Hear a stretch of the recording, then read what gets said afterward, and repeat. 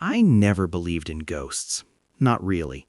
I believed in exhaustion, stress, overworked minds playing tricks. I believed in faulty wiring, bad cell reception, and human error. That's what I told myself the night everything changed. The night I answered a call that was never meant for me. I worked the night shift at a rural emergency dispatch center in northern Montana. If you've never been to that part of the country, let me explain something first. Silence there is different. It's heavy. It presses against your ears until you can hear your own blood moving. Our dispatch center handled a massive area. Forests, abandoned mining towns, lonely highways where headlights were the only sign of life for miles. Most nights were quiet. A drunk driver, a broken-down truck, sometimes a lost hiker. Nothing unusual. Until October 17th. That night, the storm rolled in around 11:40 p.m. Snow came early that year, thick and wet, knocking out power lines and cell towers across the region. By midnight, we were running on backup generators. I was alone at my desk, sipping cold coffee, listening to the radio static hum like distant breathing. At 12:13 a.m., my phone rang. Not the emergency line, my personal phone. That alone made my stomach tighten. I glanced at the screen. No caller ID. I almost ignored it. Almost. Something about it felt deliberate, like the phone was waiting for me to notice it. I answered. "Dispatch," I said automatically. For several seconds, there was only breathing. Slow, shaky. Then a woman whispered, "Please don't hang up."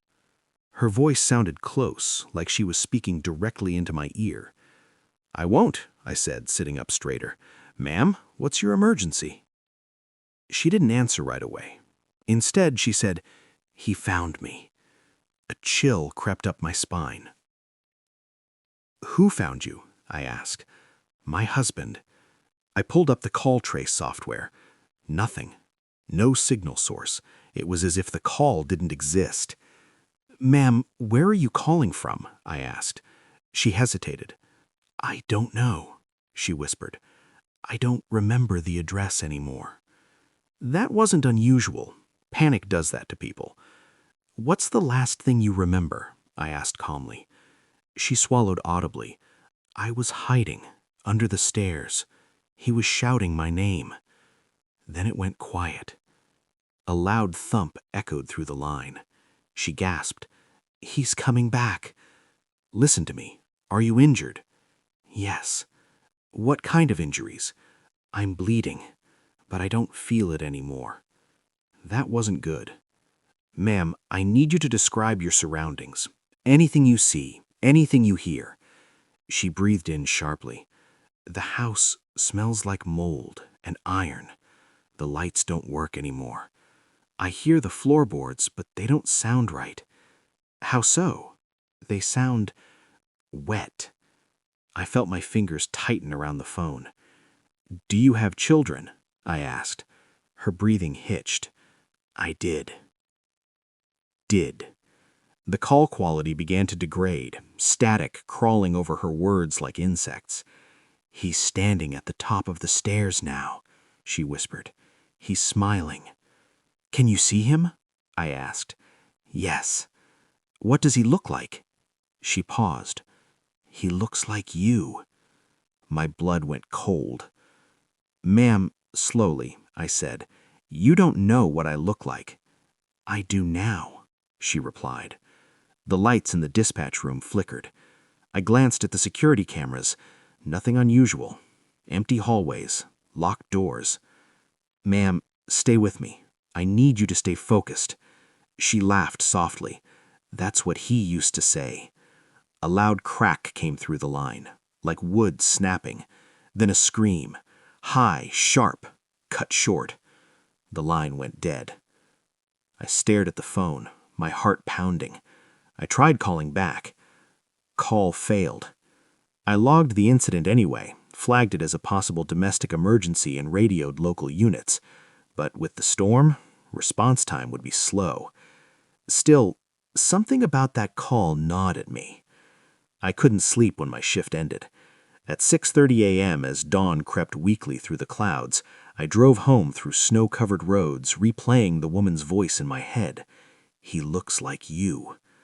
I told myself it was coincidence, trauma-induced hallucination, fear. That afternoon, I checked the missing persons database, and that's when I found her. Name: Emily Carter. Status: missing. Date of disappearance: October 17th.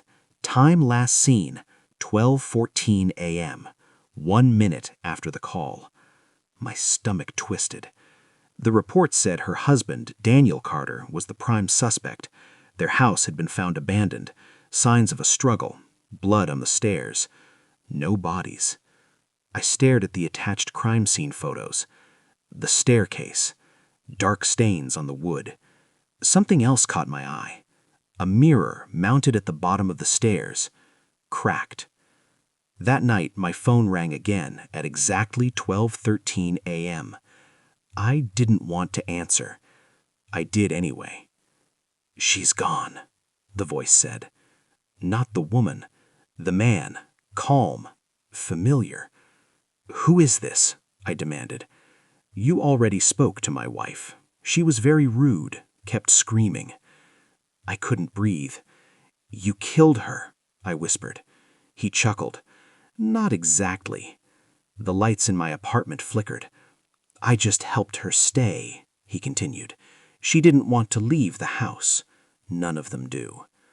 "What do you want?" I asked. "You," he said simply. "You listened." The line went dead. I didn't sleep that night, or the next. Calls began coming in every night at the same time, always different voices, always whispering, always begging for help.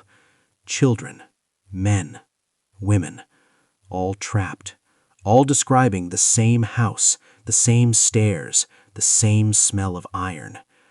I stopped answering, but the messages didn't stop. Voicemails filled my phone. Heavy breathing, scratching, footsteps. One message just said, "He's standing behind you." I quit my job, moved apartments, changed my number. It didn't matter. The calls followed. Last night, I finally understood why. At 12:13 a.m., my phone rang again. This time, the caller ID showed my name. I answered. My own voice spoke back, calm, smiling. "Dispatch," it said. Behind me, I heard the slow creak of wet footsteps on the floor, and then I remembered. I never left the house.